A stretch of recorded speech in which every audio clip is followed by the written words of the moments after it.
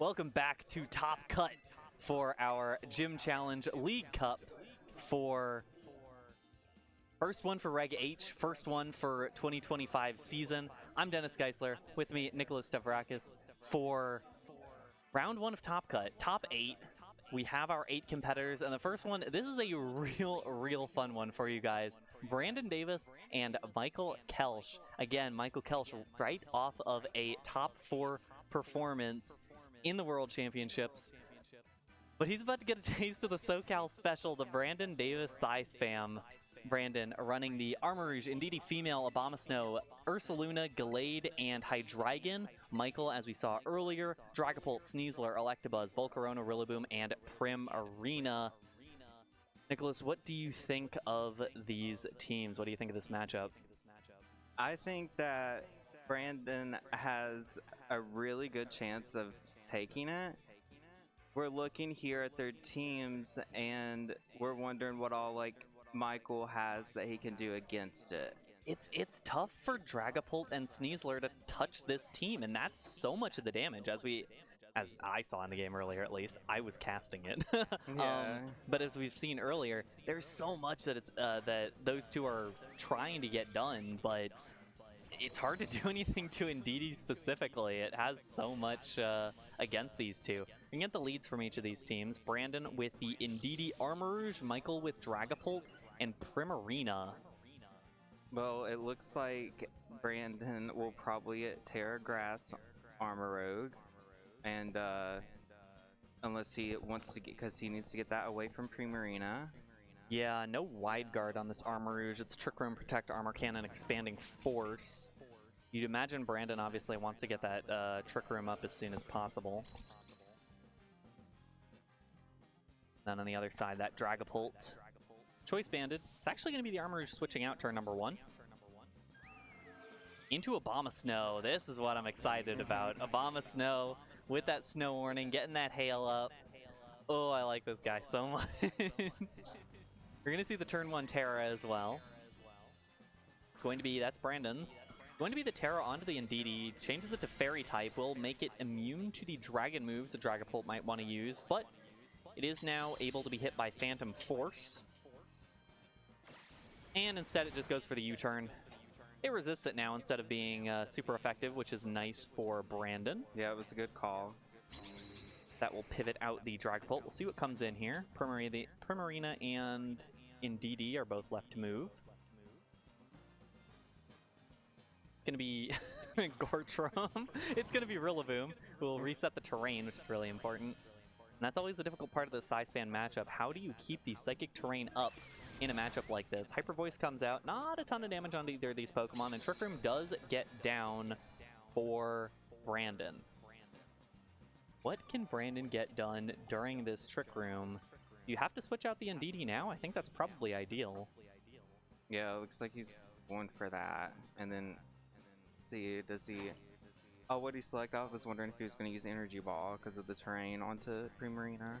Yeah, the Abomasnow is special. Blizzard and Energy Ball there, as well as Protect and Aurora Veil. So a lot of different options this Abomasnow can go for here. Nothing is really a terrible option into what we see here. Indeedee's going to switch out, Indeedee. Ursaluna will come in, get the Flame Orb damage. Or get the Flame Orb up. We'll see how much damage it takes this turn, though. Well, is it gonna... Did he use Hyper Voice? That would be crazy. That would be pretty bad. That's a pretty ballsy switch in on a grass and water type. It sure is. If Aurora Veil gets up, it could be a bit better. We're going to see the Terra onto the Rillaboom. Abomasnow just goes for the Protect this turn. This could be dangerous into that Ursaluna. We'll see what happens. It is the Moonblast into the Abomasnow slot, Ouch. So blocking that one right there. Can we get 0-2 for 2? Oh, yes, we can. U-turn into the Abomasnow as well. Well, that was a free switch in for Ursaluna. Now he gets to proc his Flame Orb, and he's in Trick Room. So what is what's Michael gonna do here? Yeah, it's like it can Grassy Glide save you. Yeah. Does he has it right? I mean, you can Grassy Glide, but you have to be concerned about Indeedee switching in. Yeah. So I don't know that you can do that comfortably enough. Oh, he's in a really sticky situation, huh? Yeah, this is tough. This is real tough. And honestly, Ursaluna could just Terra as well. We were talking beforehand. It's Terra Dragon on this Ursaluna. Pretty rare, but it does flip the grass and water matchups, crucially. Well, he already Terra'd his Indeedee. That's true. So I was not thinking yeah, that he doesn't hard have about access that. anymore for the rest of this battle. It's going to be Sneasler switching in here. Ursaluna with the headlong rush into that slot, going to bring Sneasler down to the Focus Sash. Blizzard could pick up the knockout, but unlikely that we're going to see the Blizzard here, I feel. See what Abomasnow goes for. No switches. It's the Aurora Veil. Half damage to the entire side for the next 5 turns. Can it keep it? Yep, it keeps it alive. Yeah, that Hyper Voice did not do as much damage because of that Aurora Veil, and that was an excellent call because now you get to keep your Ursaluna chugging, and Primarina's now under some serious threat, and frankly, so is the Sneasler. I mean, you have Fake Out on the Sneasler, at the very least. 2 turns of Trick Room remaining. You could try to stall out the Fake Out turn and do something next turn, but a lot of different options. Yeah, it's like, is he just going to go for the Facade on Primarina, maybe switch into Indeedee, or... Yeah. Oh, no, he looks like he just went for... Yeah, and going into the Indeedee as well, there's nothing really for Abomasnow to do while out here. No, it's just going to be the straight-up Fake Out into the Ursaluna. Going to pick up the flinch there. Abomasnow with the Blizzard is going to finish off the Sneasler hold for freeze. No, does it do it after? I think it's good. I think we're good. Primarina gets the Hyper Voice down onto the Ursaluna, picks up the knockout. Wow, that was a really good Fake Out. It was pretty risky and it paid off. Yeah, definitely a risky play, and I think Brandon was relying on that risk being an element of it, of like, okay, you might not want to do this. You might think you don't want to do this. But Michael gets away with it, gets the Dragapult back in here, gets the Ursaluna out of the way. At this point, a lot of the damage is out of the way for Brandon. Ursaluna is a big part of the damage of this team.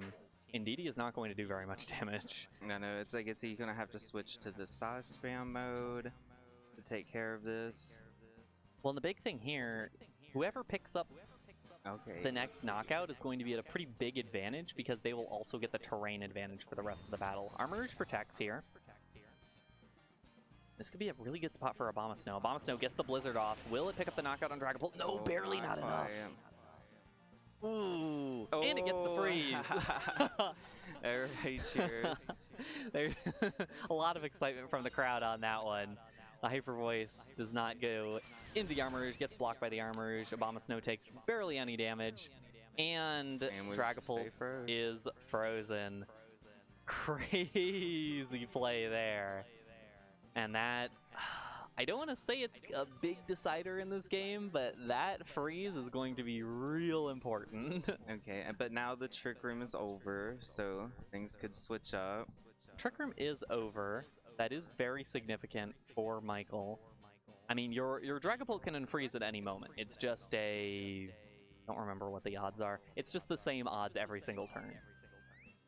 And it's not going to have access to like a fire move to unfreeze it. It's going to have to stay. So, yep. It's going to stay frozen though for turn number 2. Armourouge gets the little expanding force, doesn't need the big one, just gets the little expanding force to finish off the Dragapult there.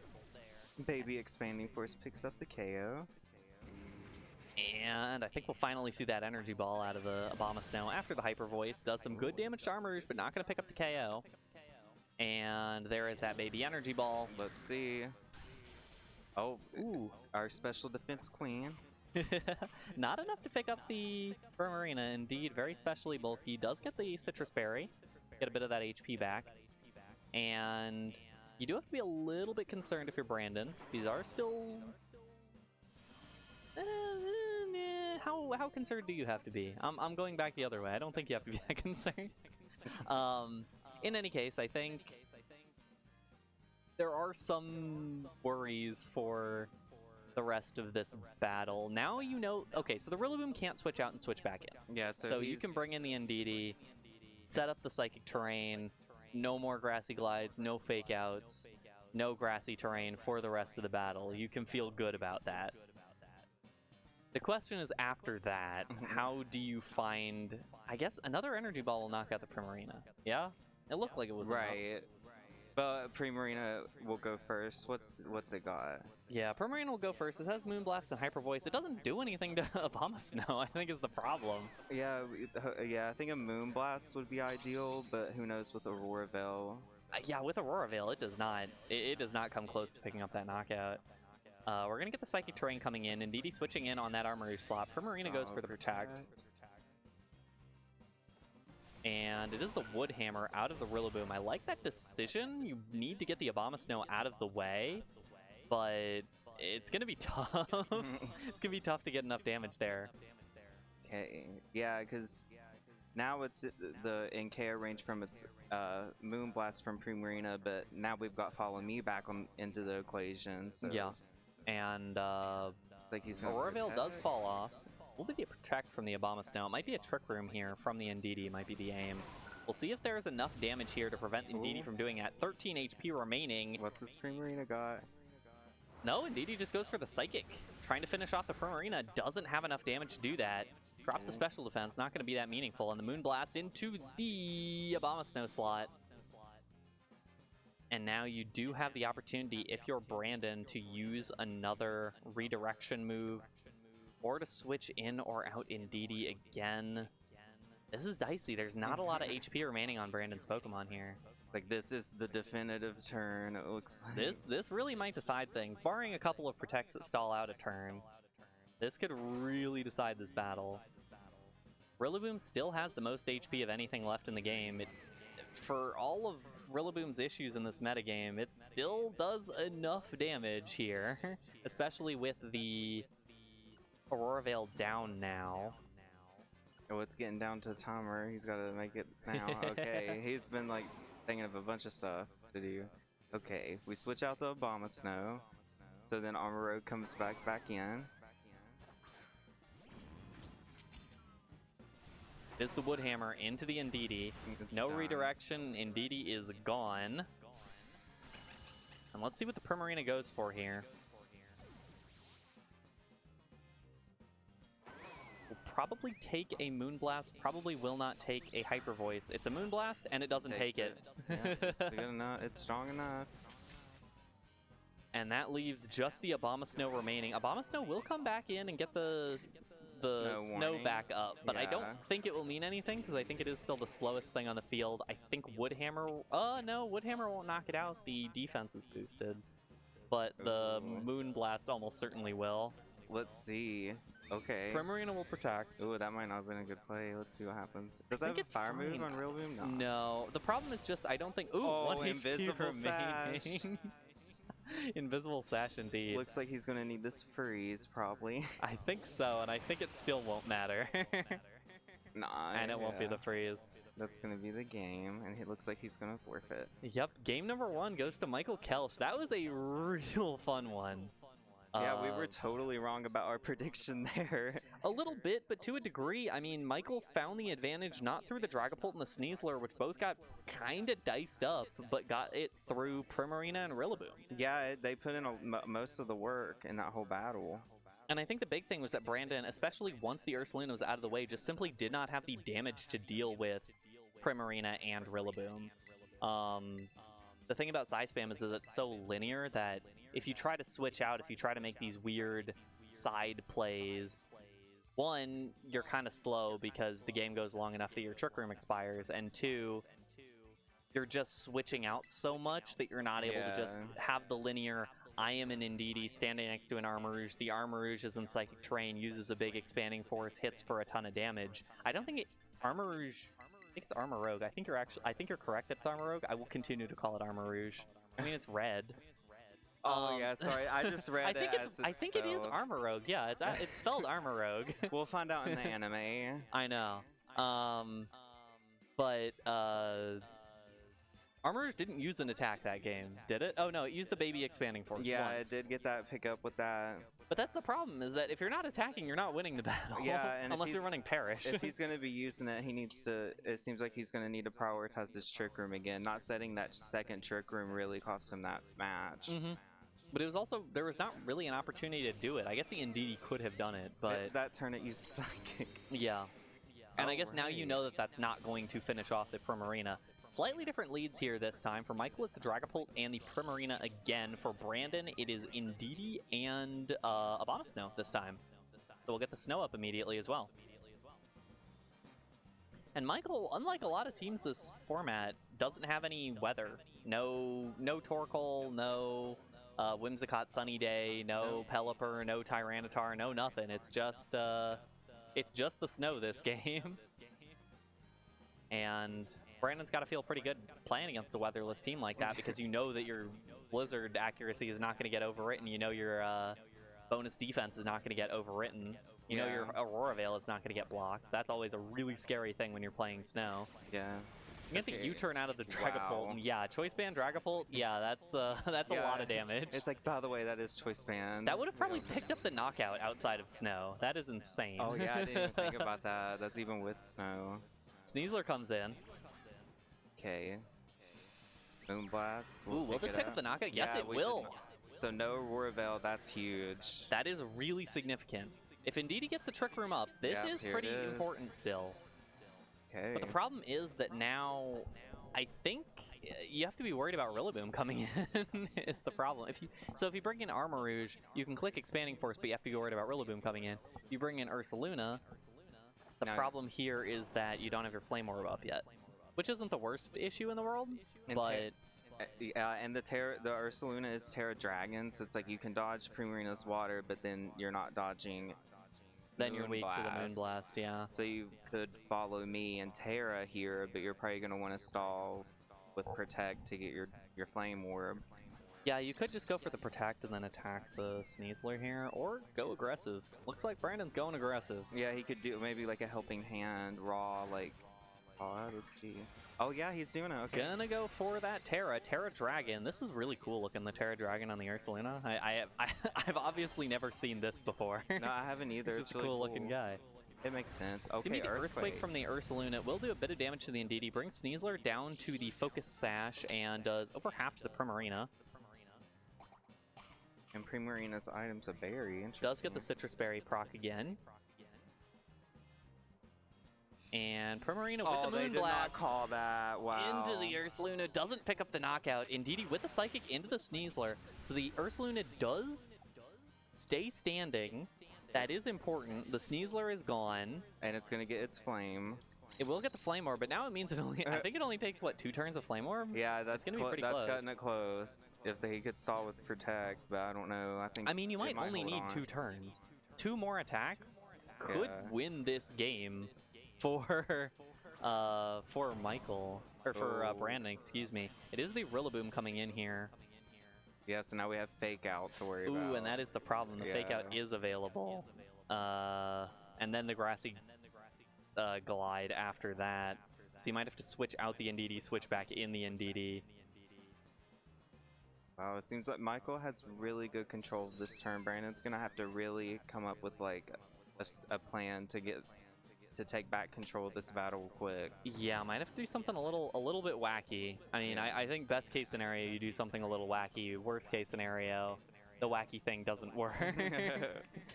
As the game goes. Yeah. But yeah, I feel like Michael has a lot of options here. We see a Terra coming from Michael's side. Yeah, no switches, important to note. Will be that Terra Grass on the Rillaboom once again. It's Terrafire, excuse me. It's normally grass. Yeah, I know, right? They must have been scared of burns. So we Protect. Hopefully survive your own Flame Orb chip. A good call. Did go for the Fake Out into the Ursaluna. Not getting the knockout, but not going to lose a whole lot from forcing that. Primarina goes for the Hyper Voice. Again, not going to connect. We'll see how much it does to Indeedee. 40 damage. The Psychic into the Rillaboom, not much damage. Does drop the special defense. That could help. It could help, but again, you do have to switch this Indeedee out because you need it to come back in and set the Psychic Terrain again. Yeah, and then you need it beside Armoro. Okay, it could probably survive 2 more chips. It's healing back from the grassy terrain, so it's actually fine at this point. Yeah, okay. So it's fine on the burn chip side of things. And Trick Room is still in effect, right? Trick Room is still in effect. I think there's 2 more turns, something like that. But a Follow Me and a Facade could be pretty big here. So could a Follow Me and an Earthquake, but that would definitely lose you your Indeedee. Yeah, so we see Follow Me. Do the Follow Me. What do we got? Facade. Facade into Primarina. That will pick up the knockout, no doubt. And it was not a Grassy Glide from the Rillaboom. It's going to be a U-turn out onto the Indeedee. Will pick up the knockout. No Psychic Terrain for the rest of this one. And do we lose the Trick Room as well, or we got one more turn? I think we have one more turn if my number counting works. We got Dragapult back in here. I believe it is just the Dragapult and the Rillaboom remaining for Michael. And then on Brandon's side, it is the Armarouge and the Ursaluna. There's Gortrum coming back in, our good buddy Gortrum.